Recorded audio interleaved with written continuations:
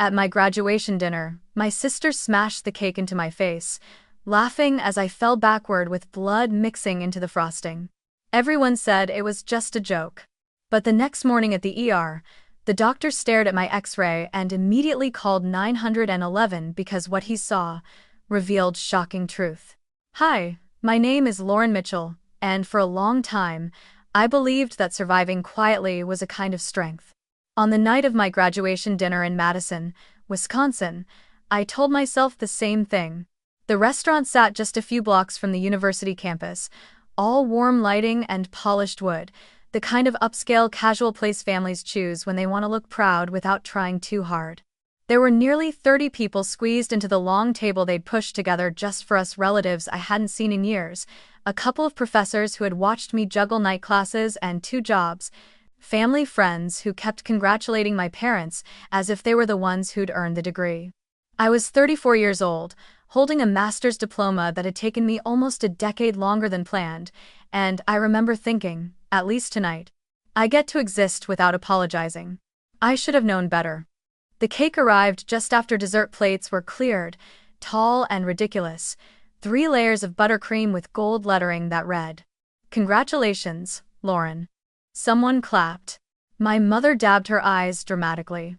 My father lifted his glass for a toast that somehow turned into a story about sacrifice, mostly his. And then there was Brooke, my older sister by 19 months, standing beside me with her arm looped through mine as if we were inseparable. Brooke had always known how to perform affection in public. She laughed louder than everyone else, hugged tighter, smiled wider, the kind of woman people called magnetic, without realizing how sharp magnets could be when they snapped together. When she leaned in close, I smelled champagne on her breath and heard her whisper, "Relax. Smile. It's your night." The flash came first. Someone's phone camera, maybe several. And then, without warning, Brooke's hands were on the back of my head, shoving my face forward into the cake. Not gently, not playfully.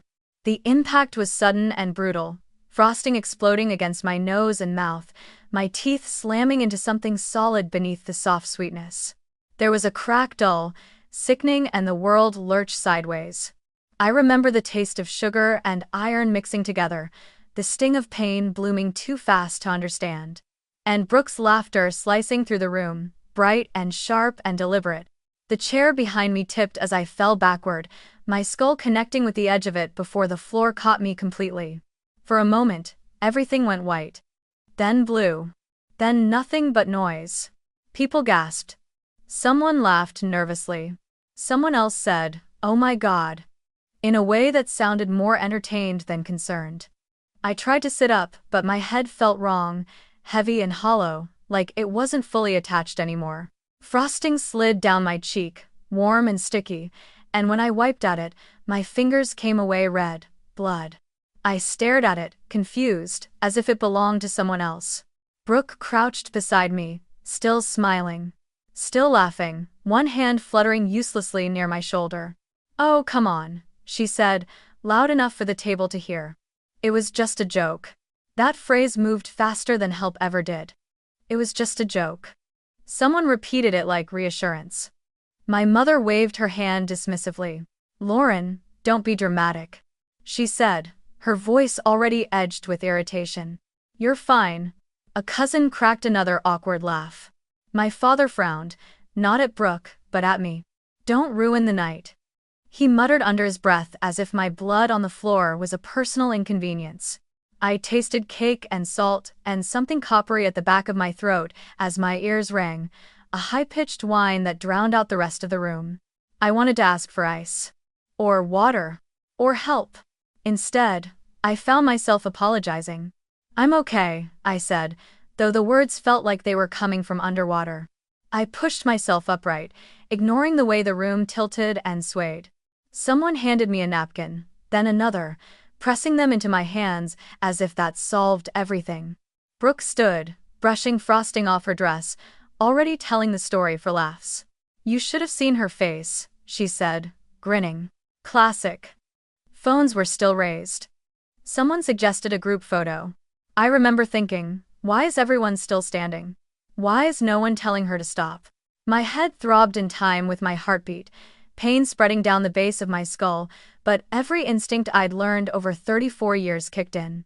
Stay calm. Don't overreact, don't embarrass the family. This is who Brooke is.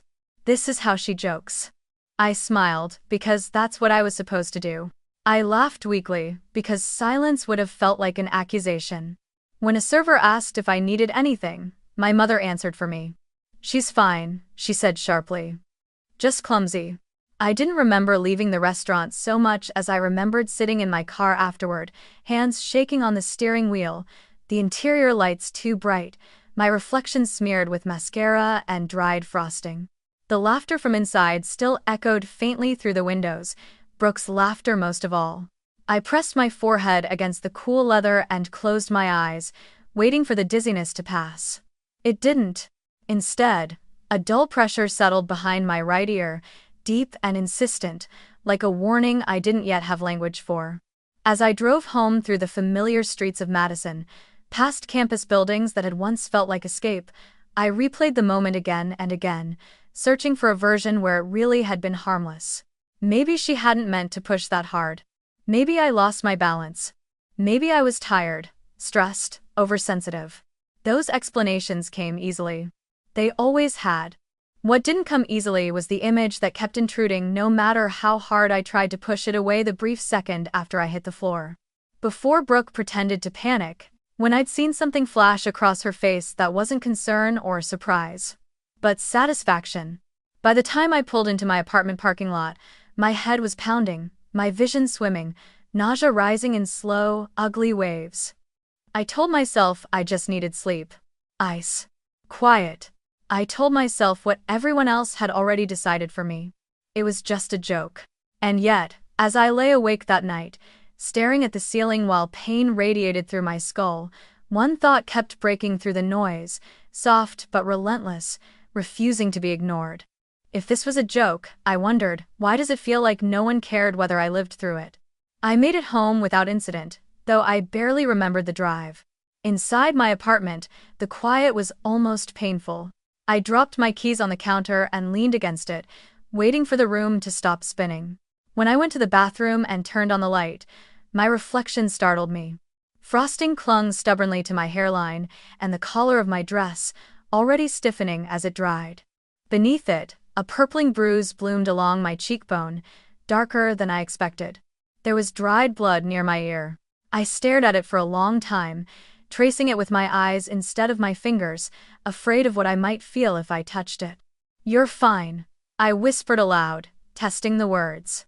They sounded thin, unconvincing. I cleaned myself up slowly, methodically, the way I did everything that scared me. Cold water on my face. A damp cloth pressed gently against my head.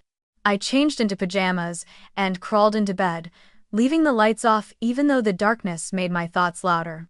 Every time I closed my eyes, I saw the moment again, Brooke's hands on my head, the sudden force, the crack of impact. I replayed it from different angles, searching for a version that made sense, a version where it wasn't deliberate. Maybe she'd had too much to drink. Maybe she misjudged the distance. Maybe I'd leaned forward at the wrong moment. Those explanations lined up neatly with what everyone else had already decided, and there was comfort in that, a strange relief in not having to question the story I'd been given my entire life. Sleep came in fragments. I drifted in and out, jolting awake whenever I moved my head too quickly, nausea flaring without warning. At some point, my phone buzzed on the nightstand. I squinted at the screen, my vision blurring as I focused. A notification from Brooke. She'd tagged me in her video. "Cake fail, congrats, sis." The clip was already racking up likes and comments, strangers laughing at a moment that felt anything but funny from the inside. I set the phone face down and turned onto my side, careful not to put pressure on the wrong spot. My head was pounding now, a deep, insistent ache that refused to fade. By the time I finally forced myself out of bed the next morning, it wasn't just pain keeping me slow and careful, it was memory. Something about the way my body reacted, the way fear had slipped in so quietly, unlocked a familiar pattern I had spent years pretending didn't exist. I moved through my apartment like someone walking through fog, every sensation slightly delayed, every thought pulling something old behind it. As I brewed coffee I couldn't drink and sat at the small kitchen table waiting for the nausea to pass, fragments of my childhood surfaced without warning, not as clear scenes at first, but as feelings I recognized instantly: the unease, the pressure to stay pleasant, the instinct to minimize whatever hurt me before anyone else had the chance to do it for me. Growing up, my family liked to say Brooke and I were close. The girls, my mother would call us, as if proximity automatically meant safety. Brooke was born 19 months after me, close enough that people assumed we'd grow up as equals, but from the beginning, there was an invisible line drawn between us that everyone pretended not to see. Brooke was spirited, emotional, sensitive. She needed attention, my mother said, and so she got it. I, on the other hand, was strong. That word followed me everywhere, clung to me like a label I never asked for. Lauren can handle it. Lauren doesn't need fussing. Lauren understands. What no one ever said out loud was that my strength made it easier to look away when I was hurt. One of my earliest memories is from a summer afternoon at the community pool, the kind with chipped blue tiles and a lifeguard chair that always looked slightly crooked. I must have been 7 or 8. Brooke and I were racing along the edge, daring each other to jump in without holding our noses. I remember laughing, the sun burning my shoulders, the concrete hot beneath my bare feet. And then I remember the sudden shove from behind, unexpected and forceful, my body pitching forward before my mind caught up. I hit the water hard, the impact knocking the breath from my lungs, panic flaring as I flailed under the surface. When I finally surfaced, choking and crying, Brooke was already screaming for help, her face twisted in exaggerated concern. She slipped. She told the lifeguard. She slipped and fell in. My mother wrapped a towel around me, annoyed more than worried. "Lauren, you scared everyone," she said. "You have to be more careful, later." When I tried to explain that Brooke had pushed me, my mother sighed and shook her head. "Your sister didn't mean it," she said firmly. "You know how clumsy she can be." That was the first time I learned how easily the truth could be reshaped if it inconvenienced the wrong person. There were other moments like that, scattered through my childhood like loose threads no one bothered to tie off. The time I fell down the basement stairs during a holiday gathering, my back bruised so badly it hurt to sit for days. Brooke had been behind me then too, her hands suddenly on my shoulders, her weight pressing forward just as I reached the top step. I remembered the jolt, the tumble, the way the ceiling spun.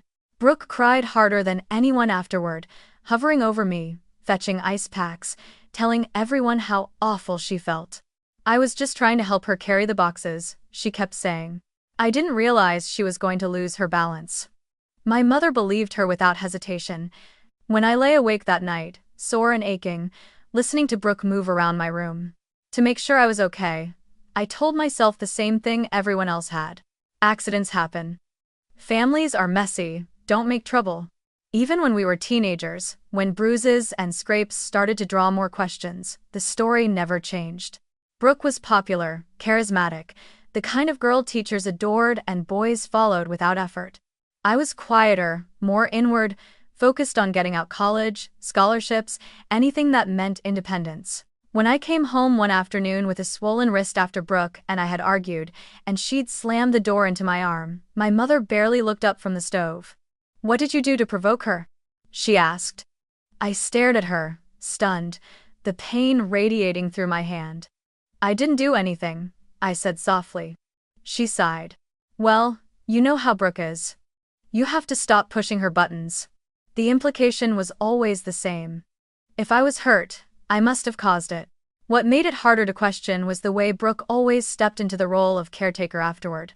She brought me ice. She insisted on helping me walk. She apologized, just enough to sound sincere without ever admitting fault. "I worry about you," she'd say, her voice low and intimate, meant just for me. "You're so fragile sometimes." And somehow, over time, that word replaced strong. Fragile, unreliable, accident-prone. It was easier to believe her than to confront the possibility that the person everyone loved might be intentionally hurting me. So, I learned to stay quiet. I learned to swallow discomfort before it reached my mouth. I learned that peace in our family depended on my willingness to absorb damage without complaint. By the time I left for college, I had perfected the art of self-erasure. I paid my own way as much as I could, worked part-time jobs, stayed busy enough that I didn't have to go home often. Brooke stayed close to my parents, her presence filling every space I left behind. Whenever I did come back, the dynamic snapped into place like muscle memory. Brooke joked at my expense. I laughed it off. If something broke or went wrong, it was somehow my fault. "You're always in the wrong place at the wrong time," my mother liked to say, as if fate itself had it out for me. I didn't argue anymore. Arguing required energy I'd learned to conserve.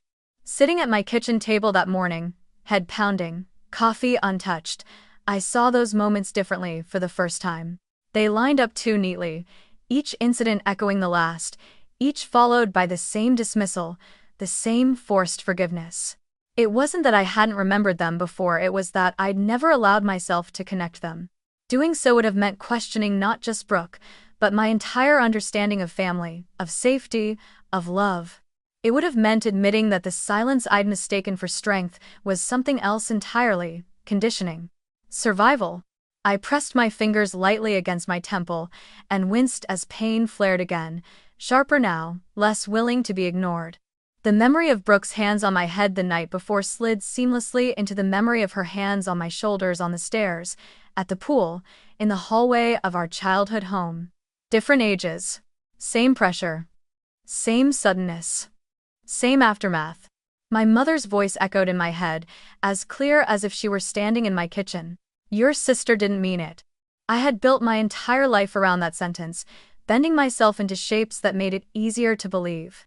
What scared me most wasn't the realization itself, but how familiar it felt, how natural it had been to doubt my own experience, even as my body protested. I had been trained, slowly and thoroughly, to distrust my instincts, to question my pain before anyone else had the chance. To smooth things over, keep the peace, stay quiet. As I sat there, breathing through the nausea and the ache, one truth settled heavy and undeniable in my chest. The reason I had apologized the night before, the reason I had smiled through blood and frosting, the reason I had driven home alone telling myself I was fine, had nothing to do with weakness. It had everything to do with practice. I had learned, from a very young age, that in my family, silence was safer than honesty. And for the first time, as the pain refused to fade and the memories refused to stay buried, I began to wonder what it had cost me to believe that for so long. By late morning, the argument inside my head had grown louder than the pain itself. I sat on the edge of my bed with my phone in my hand, staring at the screen as if it might make the decision for me. The nausea hadn't faded. If anything, it had sharpened, rolling through me in waves that left me sweating and unsteady. Every time I moved my head, a sharp flash of pain radiated behind my right ear, followed by a dull pressure that made it hard to think. I told myself I was overreacting. I told myself I'd been through worse. And then I stood up too quickly, and the room tilted so violently that I had to grab the dresser to keep from collapsing. That was the moment something shifted. Not emotionally. Physically. My body stopped asking for permission. The drive to UW Health Hospital felt unreal, like I was watching myself from a distance. Traffic noise grated against my skull, every honk and engine rev slicing through me with surgical precision. I kept the radio off and the windows cracked despite the chill, hoping fresh air might settle my stomach. My hands trembled on the steering wheel, not from panic, but from the effort it took to stay focused. At every red light, I considered turning around. I imagined my mother's reaction if she found out. "You're wasting their time." I imagined Brooke's laugh. "You're so dramatic." Those voices were familiar enough to almost turn me back. Almost. Inside the ER, the brightness hit me like a blow. Fluorescent lights hummed overhead, harsh and unforgiving. And I instinctively squinted, a sharp spike of pain shooting through my head. The waiting room smelled faintly of disinfectant and burnt coffee. People sat hunched in chairs, clutching arms, holding ice packs, staring into space. I approached the intake desk slowly, each step deliberate, afraid that if I rushed, I'd lose control of my balance. When the nurse asked what brought me in, the words caught in my throat. "I hit my head," I said finally, keeping my voice low. Last night. I didn't say how. Not yet. Saying it out loud felt dangerous, like crossing a line I wasn't ready to acknowledge. They gave me a wristband and told me to wait. I sat rigidly in the chair, hands folded in my lap, eyes fixed on the floor. The lights pulsed at the edges of my vision. Every so often, a wave of nausea rose without warning, forcing me to close my eyes and breathe through it. I worried about what I looked like. I worried they'd think I was exaggerating. I worried they'd send me home with ibuprofen and a lecture about stress. When my name was finally called, relief washed through me so abruptly it made my knees weak. The exam room was small and cold, the paper on the bed crinkling loudly as I sat down. A nurse asked me the standard questions: any allergies, any medications, when exactly the injury occurred. Each answer felt heavier than the last, especially when she asked if I'd lost consciousness. I don't know, I admitted. Everything went white for a second. She nodded, her expression neutral but attentive, and dimmed the lights slightly when I winced. That small gesture almost undid me. No one had done that for me before. Adjusted the environment instead of asking me to endure it. When Dr. Andrew Cole entered, he did so quietly, his presence calm and unhurried.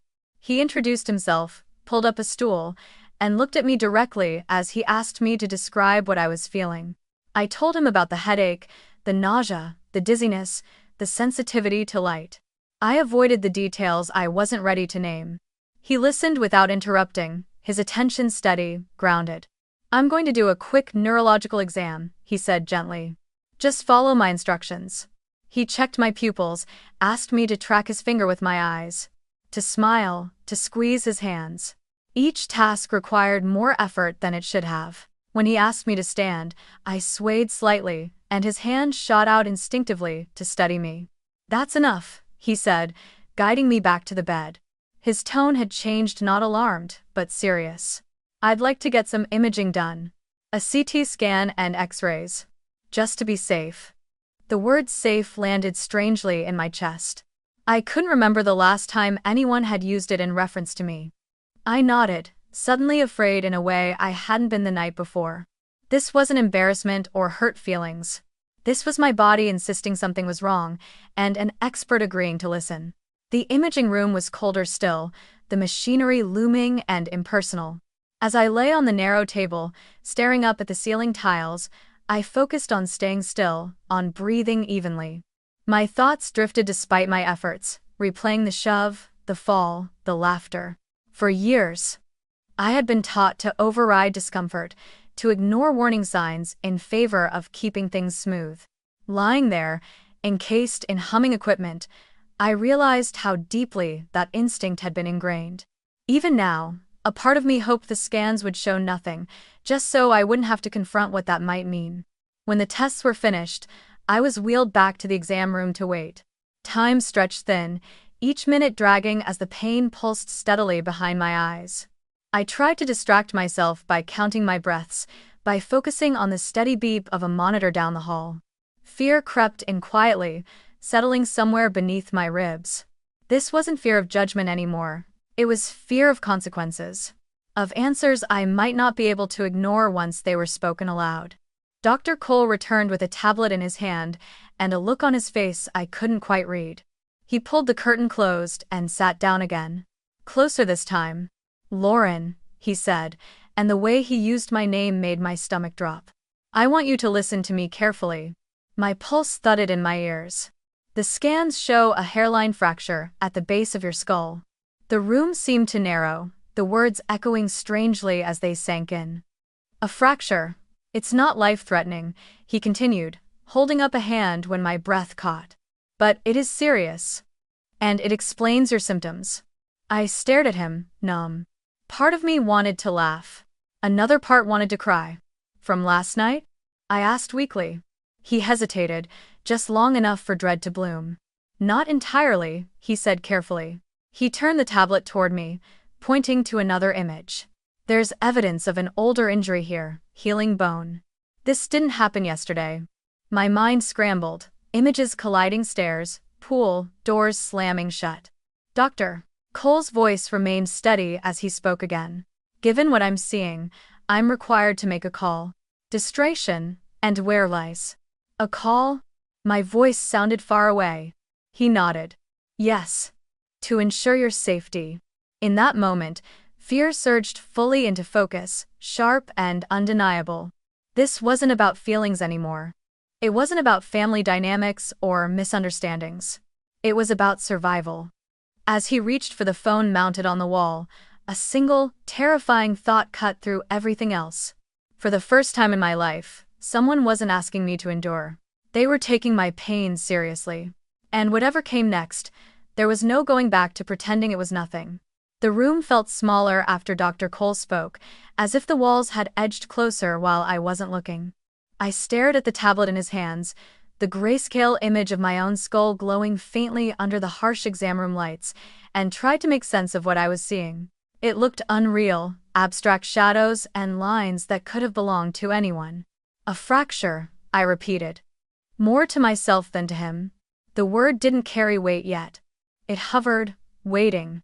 Dr. Cole nodded, his expression careful, deliberate. A hairline fracture, he said again, pointing to the thin, jagged line near the base. That's what's causing the headache, the dizziness, the nausea. Your symptoms make sense. He swiped to the next image, his finger tracing a different area with quiet precision. And this, he continued, his voice lowering slightly, is something else. I leaned forward despite the pain, squinting as my eyes tried to focus. There was another line there, fainter but unmistakable, surrounded by a subtle halo I wouldn't have noticed if he hadn't drawn my attention to it. That's a partially healed fracture, he said. Based on the bone remodeling, it's not recent. I'd estimate it occurred somewhere between 2 and 4 years ago. The words hit harder than the diagnosis itself. 2 to 4 years. My stomach dropped, a hollow sensation spreading through my chest. Images flashed uninvited, the fall down the stairs during the holidays, the door slamming into my arm, the countless times I'd been told I was clumsy, careless, unlucky. I opened my mouth, then closed it again, my thoughts colliding too quickly to form anything coherent. Dr. Cole didn't rush me. He waited, giving the silence room to settle. When he spoke again, it was with a clarity that left no space for the stories I'd told myself for years. Lauren, he said gently, this didn't start last night. Something inside me cracked, not in the sharp, splintering way I'd come to associate with pain, but in a slow, spreading realization that reconfigured everything I thought I knew. The room seemed to tilt, not from dizziness this time, but from perspective. I wasn't weak. I wasn't imagining things. I wasn't dramatic or fragile or oversensitive. The evidence was there, etched into my own bones, visible to anyone trained to look. My breath hitched, and I pressed my hand to my chest as if to anchor myself. For a moment, relief surged alongside fear, a strange, almost dizzying combination. Relief, because I hadn't been wrong.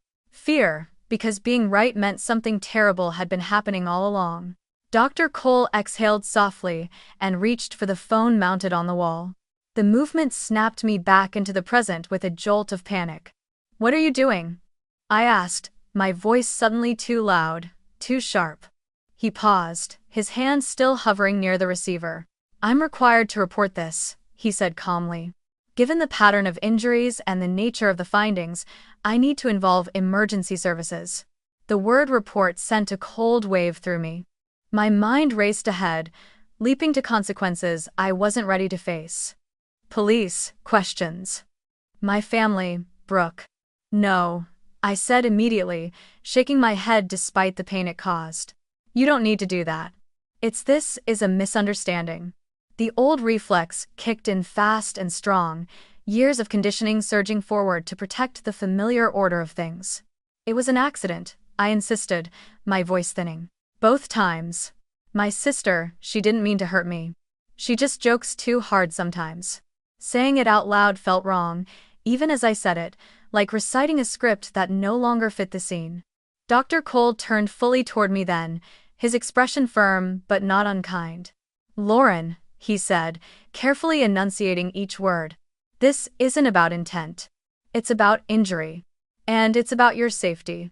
He picked up the phone, his movements unhurried but decisive. I understand this is frightening, but I can't ignore what I'm seeing.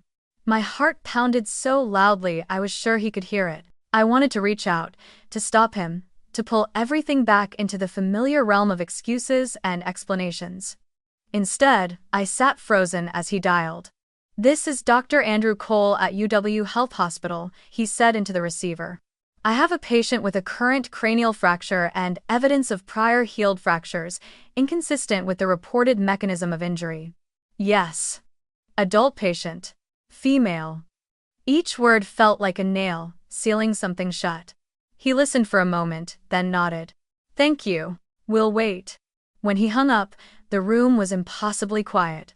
I stared at my hands, noticing how they trembled, how my fingers curled inward as if trying to make themselves smaller. "I didn't ask for this," I whispered, the admission slipping out before I could stop it. Dr. Cole softened slightly, pulling his stool closer. "I know," he said. "But that doesn't mean you don't deserve help." The simplicity of that statement undid me more than any medical term could have. Tears blurred my vision. Hot and sudden, spilling over despite my efforts to hold them back. I had spent my life believing that asking for help was a kind of failure, that enduring quietly was the price of belonging. Sitting there, confronted with undeniable proof, that belief finally collapsed under its own weight. My phone buzzed on the chair beside me. A message from my mother. "Did you get home okay?" Another from Brooke, sent minutes later. "You scared everyone last night. Try not to be so dramatic." The timing felt cruel, almost scripted.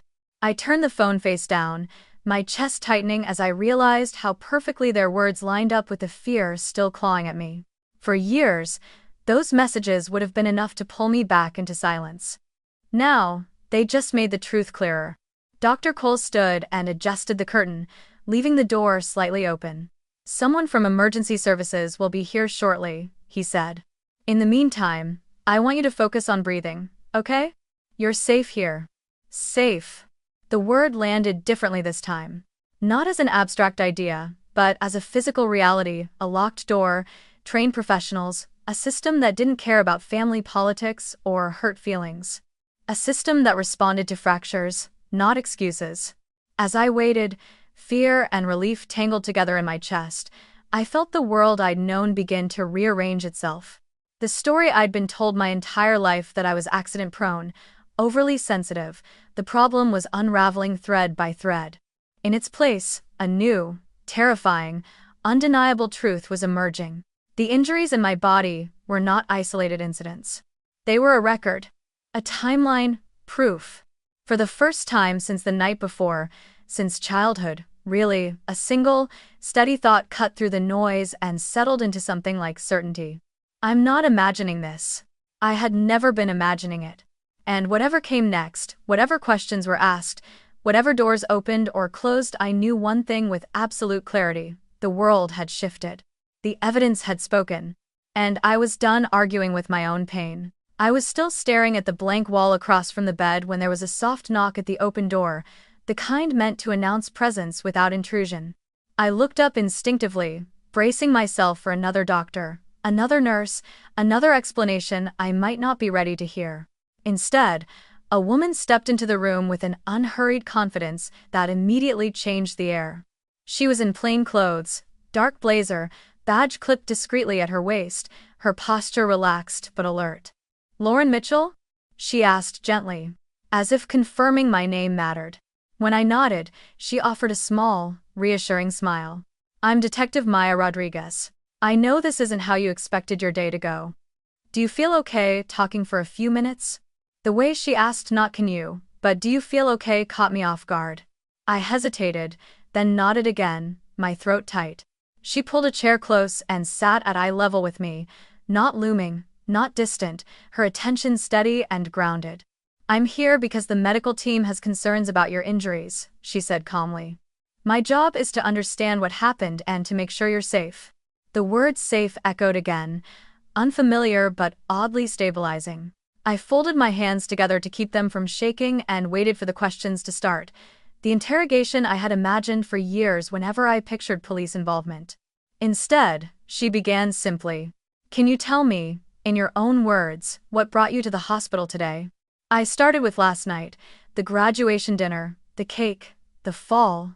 I described it carefully, sticking to facts, my voice measured, as if precision might protect me from judgment.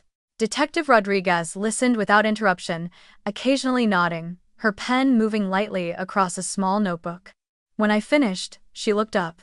"And before last night," she asked, "have you ever had injuries that required medical attention?" The question opened a door I had spent decades keeping shut. Images flickered through my mind: the pool, the stairs, the slammed door, each one rising with uncomfortable clarity now that someone was finally asking. "I've been hurt before," I said slowly. "But I didn't always go to the doctor." She didn't react, didn't press, just waited. The silence stretched, giving me space to continue. "There were accidents," I added. Even as I said the word, it felt inadequate, thin. "Accidents," she repeated neutrally. "Who was usually with you when those happened?" The answer surfaced immediately, undeniable now that the question had been asked. "My sister," I said. Saying it out loud sent a strange shiver through me. Brooke's face appeared in my mind, with startling clarity, her hands, her voice, her insistence. Detective Rodriguez's pen paused for a fraction of a second before moving again. "Was she present most of the time?" she asked. I nodded. "Yes, almost always." She leaned back slightly, considering. "After those incidents," she continued, "did you seek medical care?" I shook my head. "Not usually." The admission felt heavier than expected. "Why not?" she asked, not accusatory, just curious. I swallowed. "Because it didn't seem necessary," I said automatically, then hesitated. The rehearsed answer no longer satisfied me. "And because I was told not to." Her eyes lifted from the page, meeting mine fully now. "Told not to?" she repeated gently. I took a breath, my chest tightening as the words lined up in my mind. "My sister would say it wasn't a big deal," I said. "That going to the doctor would just cause trouble. She'd tell me I was overreacting.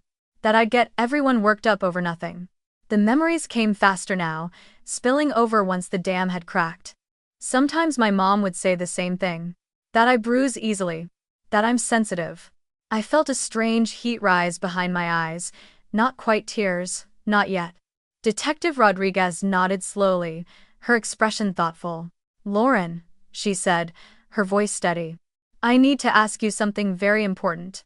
She paused, giving the question weight before she spoke it aloud. "Has anyone ever explicitly told you not to see a doctor after you were hurt?" The words landed with a force that stole my breath. Explicitly, not implied. Not suggested, told. The room seemed to hold its breath with me as I searched my memory, suddenly aware of how carefully I had avoided framing things this way before. I saw Brooke sitting on the edge of my bed years ago, pressing an ice pack against my ribs, her voice low and persuasive. "You don't need a doctor for this. They'll just make a big deal out of it." I heard my mother sigh. "Hospitals are expensive." "You're fine." "Yes," I whispered. The answer felt irreversible. "Yes." More than once. Days fallen. Detective Rodriguez wrote something down, then closed her notebook and set it aside. "Thank you for telling me that," she said quietly. "I know that's not easy." The room felt different now, charged in a way it hadn't been before. This wasn't a misunderstanding. This wasn't clumsiness or bad luck. The pattern was taking shape, clear and unmistakable. And I could see it reflected in her calm focus. She asked more questions after that, methodical but compassionate. When the first injury I could remember had happened, whether alcohol had been involved last night. If anyone else had witnessed prior incidents. With each answer, the story grew less fragmented, the pieces aligning into something coherent and disturbing. I found myself correcting my own language as I spoke, catching when I tried to minimize, choosing instead to describe what actually happened. "She pushed me," I said at one point, the words tasting strange and sharp. Detective Rodriguez didn't flinch. She didn't question my phrasing. She wrote it down. At some point, she asked if my family knew where I was. The question sent a ripple of anxiety through me. "They know I left the restaurant," I said. "They don't know I'm here." She nodded. "That's okay," she said. "You're not required to inform anyone right now." The relief I felt at that permission surprised me. I hadn't realized how deeply ingrained the expectation to explain myself had become. When she finally stood, signaling the end of the initial interview, she met my eyes again. "Lauren," she said, "based on what you've told me and what the medical team has documented, we're treating this as a case of ongoing harm." The phrase sent a chill through me, not because it sounded exaggerated, but because it sounded accurate. "That means we're going to look into this further. We'll gather statements, review any available evidence, and take steps to ensure your safety." Safety. There it was again, no longer abstract, but procedural. "Real," I nodded. My mind reeling, my body exhausted. As she moved toward the door, she paused. "One more thing," she said. "What you're experiencing right now, this confusion, this doubt that's very common in situations like this. It doesn't mean you're wrong. It means you've been carrying this alone for a long time." Texted. After she left, I lay back against the pillows, staring at the ceiling tiles as if they might rearrange themselves into something familiar. My phone buzzed again on the chair beside me, but I didn't look at it. For the first time, I didn't feel compelled to explain, to smooth things over, to preemptively apologize. The conversation replayed in my head, not as an interrogation, but as a translation.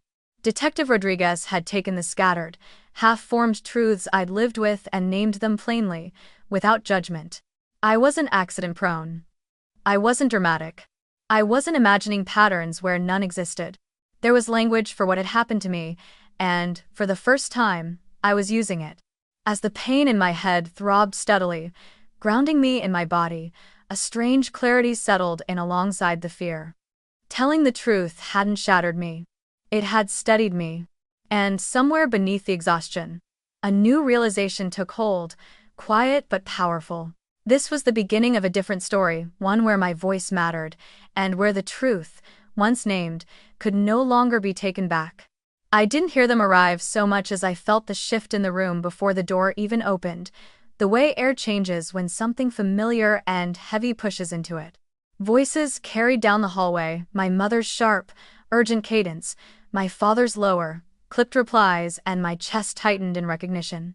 By the time the curtain was pulled back, they were already inside, my mother first, eyes scanning me from head to toe as if inventorying damage, my father close behind her, jaw set, shoulders rigid. "Lauren," my mother said, relief and irritation colliding in the same breath. "What is going on? We've been calling you." She didn't wait for an answer. "This is ridiculous. You scared everyone half to death." I pushed myself a little more upright, every movement deliberate. The headache pulsed, steady and unforgiving, but it grounded me in a way I hadn't expected. "I'm at the hospital," I said simply. My mother waved a hand, dismissive. "Yes, we know that now. But why?" "They told us you hit your head. That happens. People fall. You had a long night, a lot of emotions. Graduation is stressful." She glanced around the room, as if searching for an audience that might validate her tone. "Where is the doctor?" My father, Robert, cleared his throat. "Lauren," he said, softer but no less firm. "Your mom's right. Let's not blow this out of proportion." He shifted his weight, uncomfortable, his eyes flicking briefly to the monitors before returning to my face. "We all saw what happened. It was a joke. Brooke didn't mean anything by it. It's over." The words landed with a familiarity that once would have flattened me. Stress.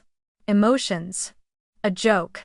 I felt the old reflex stir the urge to nod, to apologize, to smooth the edges before anyone got upset. Instead, I took a slow breath and felt the ache in my skull answer back, sharp and present. "A joke," I repeated. My mother seized on it immediately. "Exactly. Sisters tease each other. You've always been a little sensitive about things like this." She leaned closer, lowering her voice. "If you told someone something else, you need to fix it. Right now." My stomach tightened. "Fix what?" I asked. "What you said," she snapped. "We were told there's some kind of report. That you implied something inappropriate." Her eyes hardened, accusation flaring. "Lauren, you don't understand what you're doing.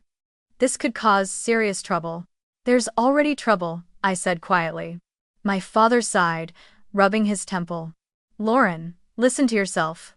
You've had a headache before. You've been under pressure for months. Finishing your degree, working all the time. Stress can do strange things to the body. He gestured vaguely. And alcohol. There was wine. Champagne. That can make accidents look worse than they are. I looked at him, really looked at him, and felt something settle in my chest. This was the same script, delivered with different emphasis. There was always an external explanation ready, something to blame that wasn't Brooke.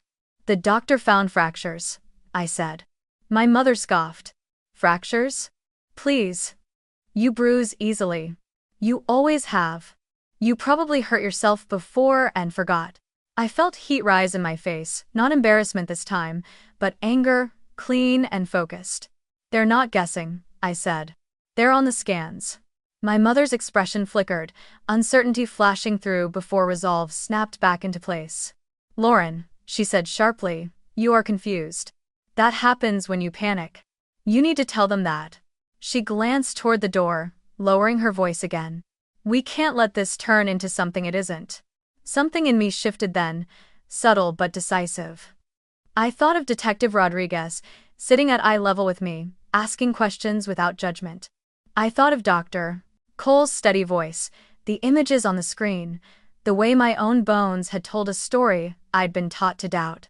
I realized, with startling clarity, that this moment wasn't new. It was just louder. This was the same crossroads I'd stood at my entire life, the same choice dressed up with higher stakes. And, for the first time, I didn't feel pulled backward by habit.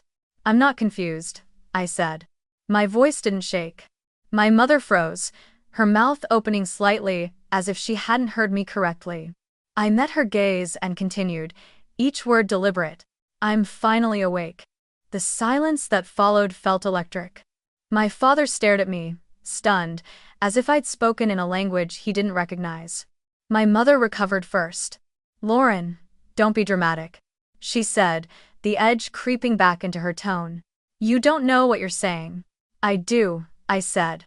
I know exactly what I'm saying. The headache flared again, but I welcomed it, proof that my body was still very much involved in this conversation. I've been hurt before. More than once. And I was told not to get help. That's not confusion. That's a pattern. My mother laughed, sharp and humorless. This is absurd, she said. You're accusing your own sister over a silly mistake? I'm telling the truth, I replied. The words felt solid, grounding. Whether you like it or not. My father took a step forward, his voice dropping. Lauren, think about what you're doing. About Brooke. About the family. I did think about Brooke. Her laughter, her hands, the way she'd always been there after, soothing and convincing, shaping the narrative before I could speak. I thought about the nights I'd lain awake telling myself it was nothing, that I was lucky to have a family that cared at all. And I thought about the evidence etched into my own skull. I am thinking about the family, I said. I'm thinking about me too. Before either of them could respond, the curtain shifted again. Detective Rodriguez stepped back into the room, her presence calm but authoritative. She took in the scene in a single glance, the tension, the proximity, my parents' rigid postures. Mr. and Mrs. Mitchell, she said evenly. I'm going to need to ask you to step outside for a moment. My mother bristled. Excuse me? This is our daughter. Yes, Detective Rodriguez replied. And she's also my interview subject. I need to speak with her privately. Our dumb times, it's spickstum. My mother looked at me, betrayal etched across her face. Lauren, she said, voice tight. Tell her this is a misunderstanding. I held her gaze, feeling the old fear flicker and fade. It's not, I said. For a moment, I thought she might argue, might raise her voice, might try to overpower the situation the way she always had. Instead, she huffed and turned away, grabbing my father's arm. Fine, she snapped. But this isn't over. They left in a rush of indignation, the curtain falling back into place behind them with a soft swish that sounded like punctuation. The room felt lighter immediately, as if something heavy had been removed. Detective Rodriguez looked at me with quiet approval. Are you okay? She asked. I nodded, surprised to find that it was true. My heart was racing, my head still ached, but there was a steadiness beneath it all that hadn't been there before. Yes, I said. I am. Is something, indifferent. She pulled the chair closer again. Thank you for standing your ground, she said. That's not easy, especially with family pressure. I exhaled slowly, the tension draining from my shoulders in increments. For the first time, I noticed how tired I was, not the bone-deep exhaustion I'd lived with for years, but the clean fatigue that comes after making a hard, necessary choice. I hadn't shouted. I hadn't accused. I hadn't backed down.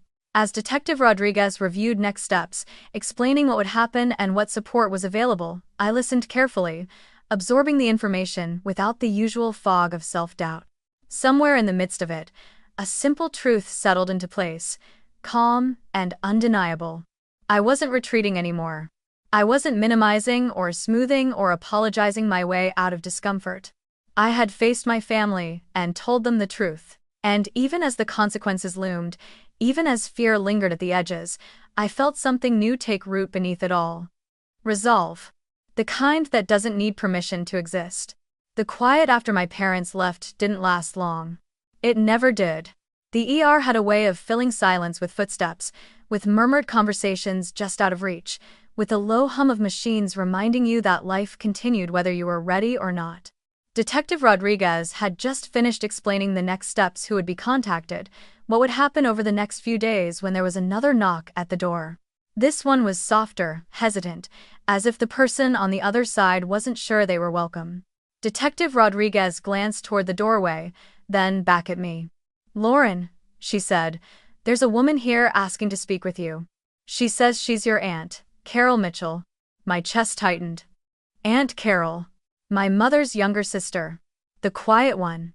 The one who lived a few towns over and showed up to holidays with homemade desserts and left early, always claiming a headache or an early morning. I hadn't spoken to her much in recent years, not out of anger, but distance. She was family, but not central. Not loud enough to matter, I'd always assumed. I nodded slowly. "Yes," I said. "She can come in." Carol stepped inside, as if the room might reject her. She was smaller than I remembered, her shoulders slightly hunched, her hands clasped tightly together. Her eyes went immediately to the bandage at my temple, then away again, as if the sight hurt her. "Lauren," she said softly, her voice trembling. "I'm so sorry." She moved closer, but stopped short of touching me, unsure of her place. Detective Rodriguez pulled another chair into the room and gestured for her to sit. Carol took a breath, visibly steadying herself. "I heard what happened," she said, looking at the detective. "And I need to say something." Her gaze flicked to me, apologetic, then back to the floor. "I should have said it years ago." The words settled heavily in the air. Detective Rodriguez leaned forward slightly. "Take your time," she said gently. "What would you like to share?" Carol swallowed hard. "I've seen Brooke hurt Lauren before." My heart skipped, a sharp, painful jolt. Carol continued, her voice gaining strength as she spoke. "When the girls were little, there were moments that didn't sit right with me. I told myself it was roughhousing. Kids being kids." She shook her head slowly. "But it wasn't always that." I felt my breath shallow as she spoke, memories aligning with hers in unsettling clarity. "There was a summer barbecue," Carol said. "Lauren must have been 8, maybe 9. Brooke was right behind her near the patio steps. I saw Brooke put both hands on Lauren's back and shove her. She closed her eyes briefly. Lauren fell hard. Everyone thought she tripped. Brooke started crying immediately, screaming for help. Your mother rushed to her." Carol looked up at me then, her eyes glossy. I remember thinking, she didn't even look surprised. "Brooke, I mean..." She looked satisfied. Just for a second. A strange numbness spread through me, followed by something like vindication.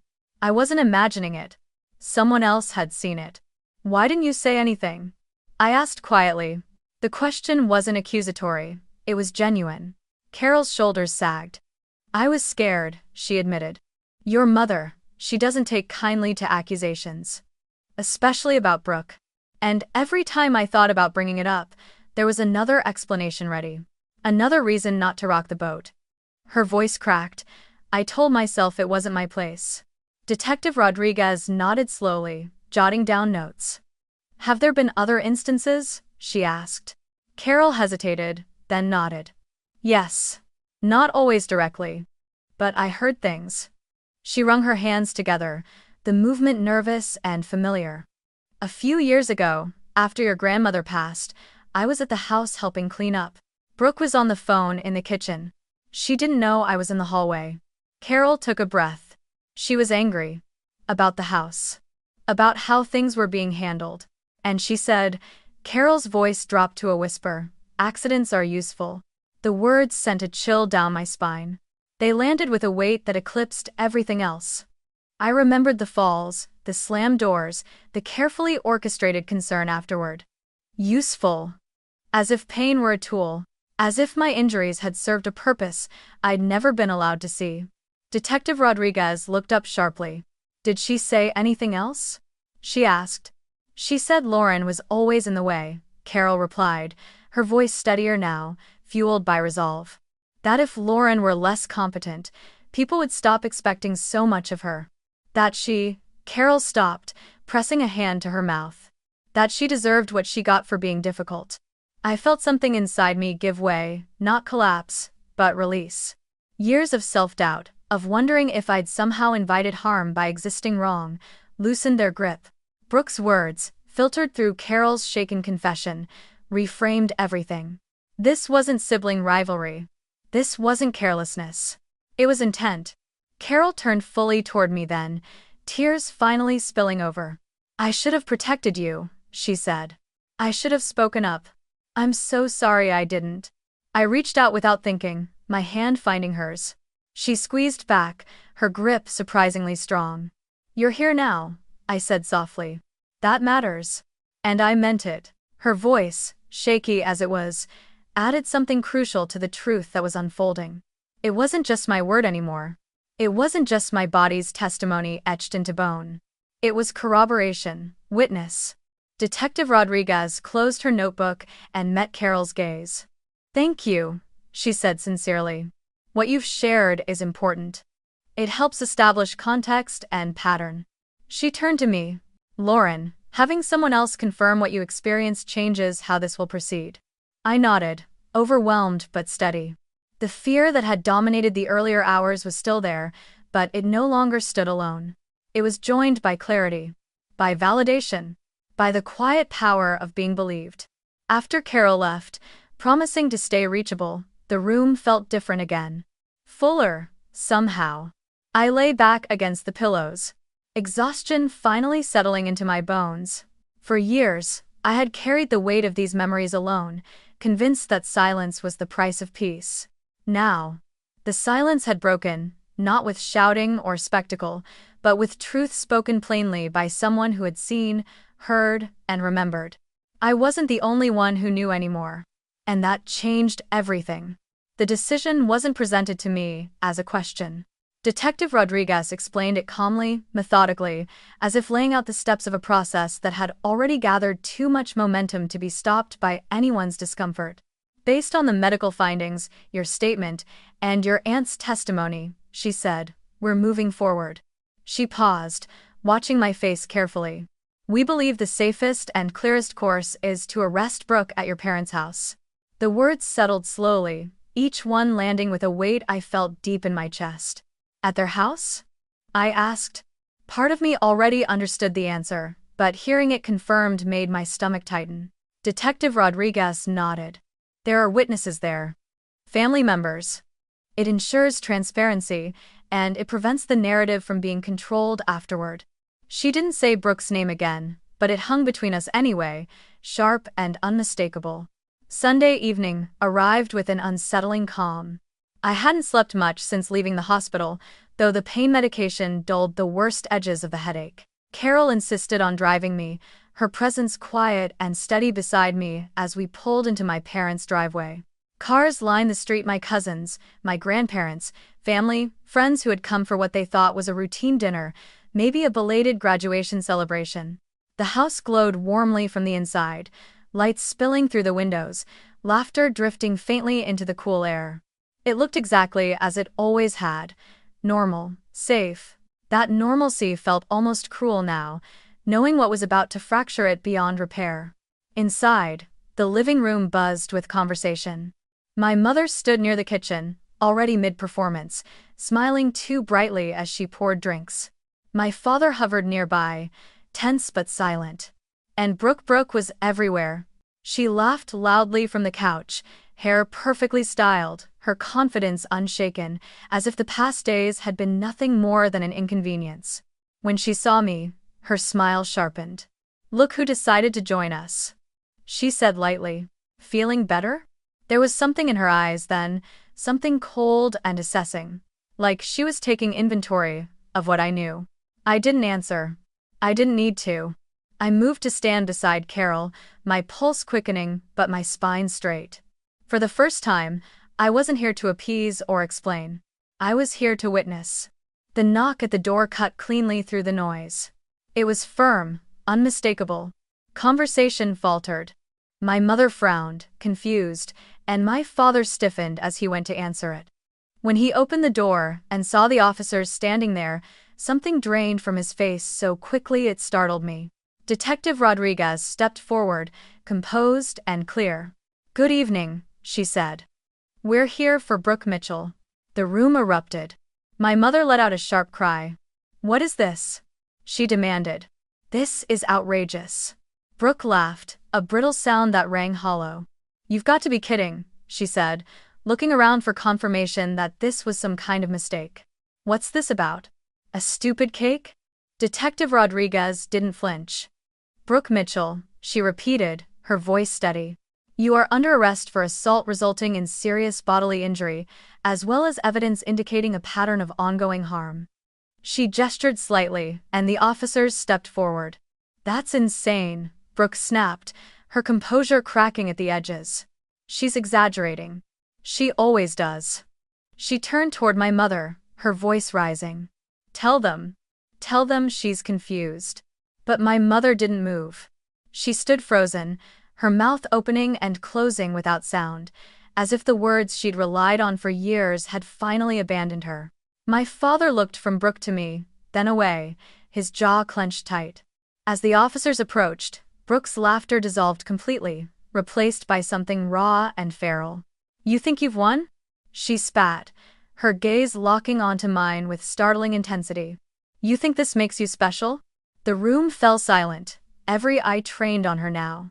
"You've always been in my way," she continued, the words spilling out with a venom I'd never heard so openly before.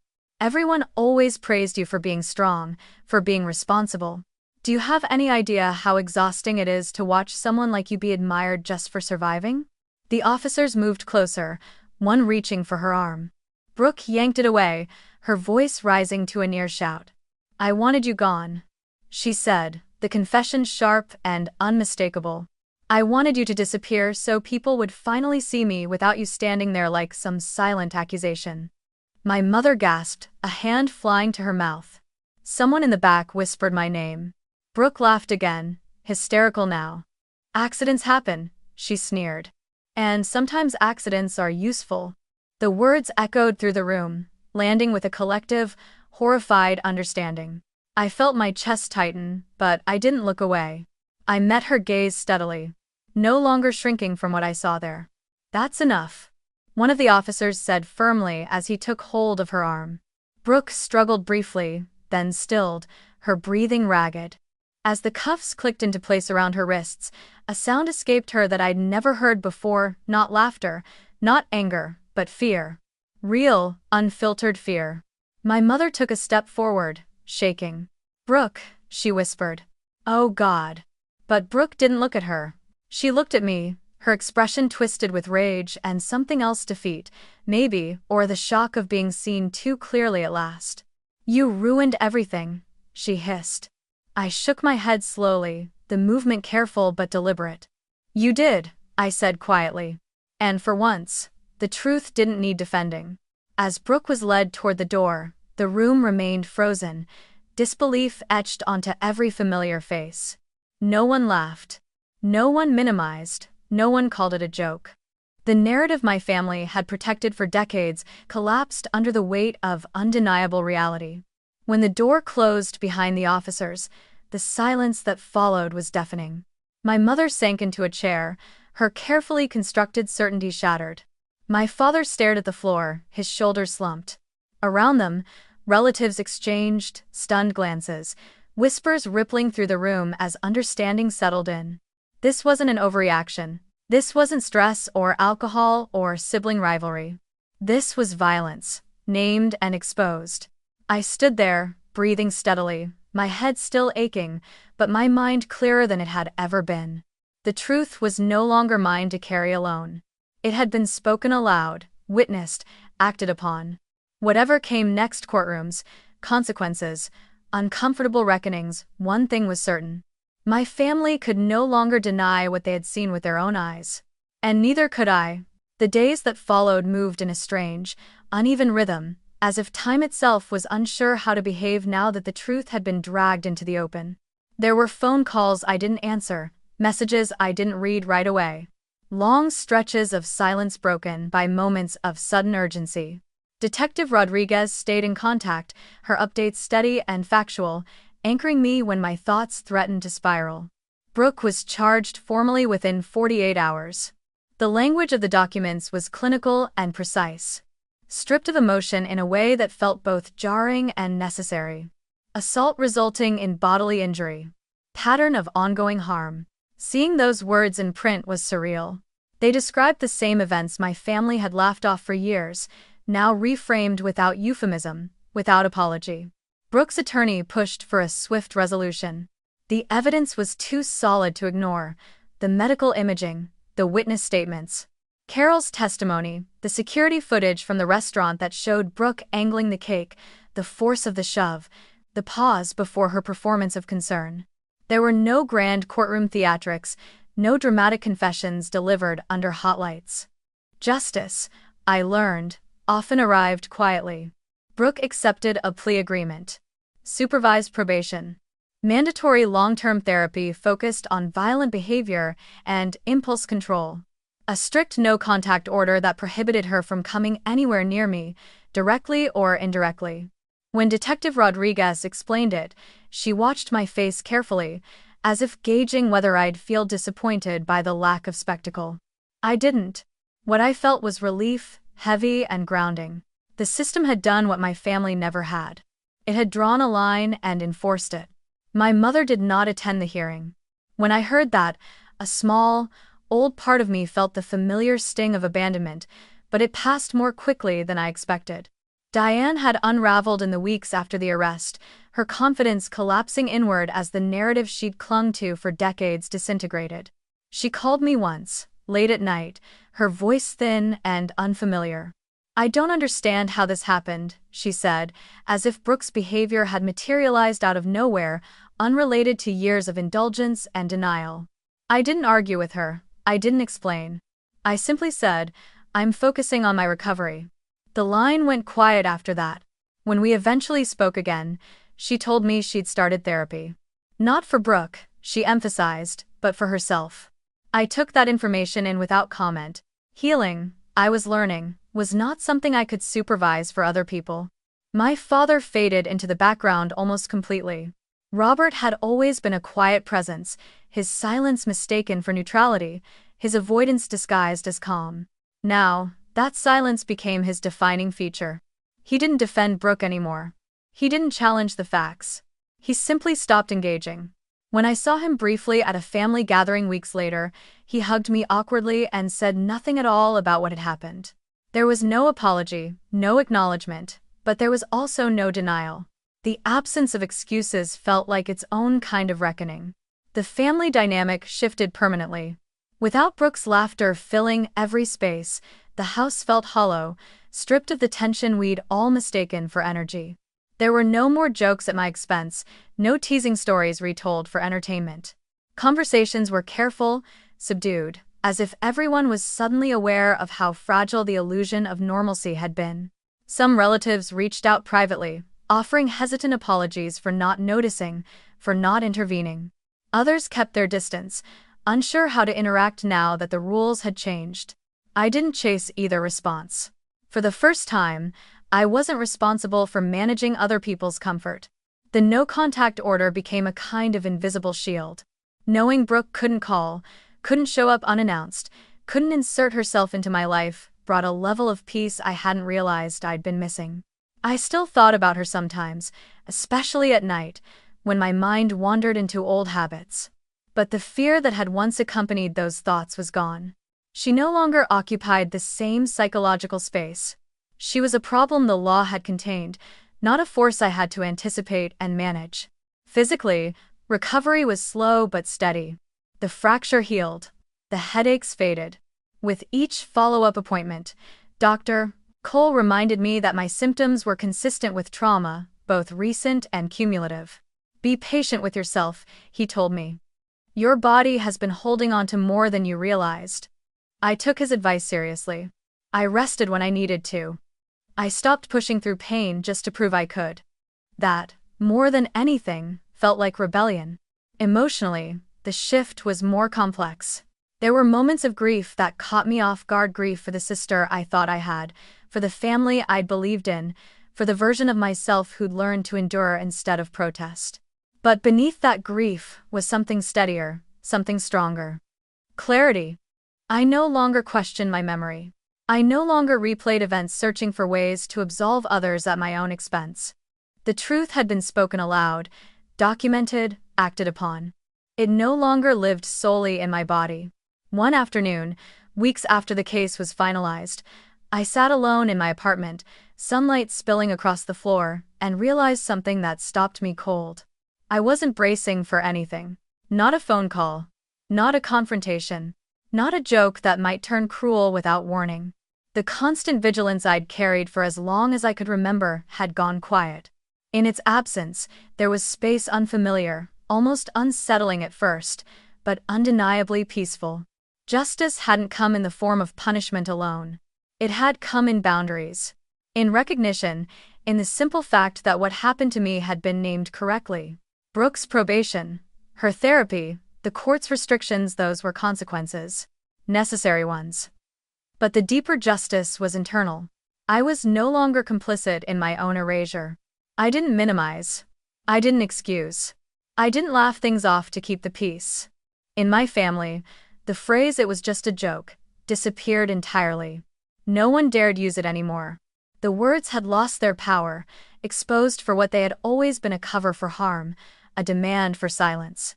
And in that quiet, stripped-down aftermath, I began to understand something fundamental. Justice wasn't loud. It didn't always look like victory. Sometimes, it looked like the end of pretending. 14 months after the night my sister was let out of my parents' house in handcuffs, I stood on a rain-darkened sidewalk in Portland, Oregon, holding a cardboard box against my chest and breathing in air that smelled like wet leaves and coffee. The city felt softer than Madison had, quieter in a way that didn't ask questions. I had come here with 2 suitcases, a few pieces of furniture I refused to part with, and a nervous hope that distance might finally allow me to hear my own thoughts without interruption. Moving wasn't an act of escape so much as an act of alignment. For the first time, my outer life matched an inner decision I had already made. I was choosing myself without apology. The apartment was small, flooded with gray light most mornings, but it felt honest. No echoes of old expectations. No rooms heavy with unspoken rules. In the early weeks, I woke up disoriented, bracing for a familiar tension that never came. My body was still learning what safety felt like. Healing, I discovered, wasn't linear or dramatic. It happened in subtle recalibrations, sleep that came more easily, shoulders that no longer lived inches below my ears, the absence of dread when my phone buzzed. The no-contact order remained in place, but I barely thought about it anymore. Brooke existed somewhere outside my daily life, contained by boundaries that no longer required my vigilance. Work became my anchor. Through a community referral, I joined a nonprofit that supported survivors of domestic and family violence, first in an administrative role, then gradually in direct advocacy. I listened more than I spoke at first, absorbing stories that carried different details but a painfully familiar rhythm: minimization, denial, the slow erosion of self-trust. sitting across from women who apologized for their bruises, for their fear, for needing help at all. Something inside me settled into clarity. I knew this terrain. I knew how silence could masquerade as strength. And I knew, now, what it took to step out of it. There was a moment during a group session 6 months into my work when a woman across the circle said, "I keep thinking it's my fault because if I were stronger, this wouldn't hurt so much." The room went quiet, the weight of her words pressing down on all of us. I felt my heart beat steadily in my chest and realized I no longer felt compelled to correct her gently or deflect the pain with platitudes. "Strength doesn't cancel harm," I said simply. Heads lifted. Eyes met mine. In that moment, I understood that my story wasn't something I was running from anymore. It was something I was carrying with intention. The Clear Boundaries project began as a small idea scribbled in a notebook late one night. I wanted to create a space focused not just on survival, but on the concept that had changed everything for me: boundaries. Not as ultimatums or punishments, but as acts of self-respect. The first meeting took place in a borrowed room at a local community center, mismatched chairs arranged in a loose circle. 12 people showed up. Some spoke. Some cried. Some sat silently, absorbing the idea that they were allowed to draw lines without justification. We met again the following week. And the week after that. By the time a year had passed, Clear Boundaries had a name, a modest website, and a growing list of participants. We talked about practical things, safety planning, legal options, communication, but we also talked about grief. About the loss of the family we thought we had. About the discomfort of being labeled difficult or selfish when we stopped cooperating with harm. Over and over, I watched people straighten in their seats when they realized they weren't broken for needing limits. They were human. My relationship with my parents remained distant and carefully contained. My mother sent occasional updates, therapy appointments, reflections she didn't ask me to respond to. My father stayed mostly silent, his presence reduced to holiday cards and brief messages that said little but didn't deny the past anymore. I no longer waited for apologies that might never come. Closure, I learned, was not something other people handed to you. It was something you built through consistency and choice. There were still days when memories surfaced unexpectedly. A laugh that sounded too sharp. A hand on my shoulder that lingered a moment too long. But those moments no longer unraveled me. I had language now, I had community. And most importantly, I had boundaries that held. I could say no without explanation. I could leave a room without guilt. I could trust the quiet signals of my body without immediately arguing them away. One evening, after a particularly full support session, I walked home through a light drizzle, the city humming softly around me.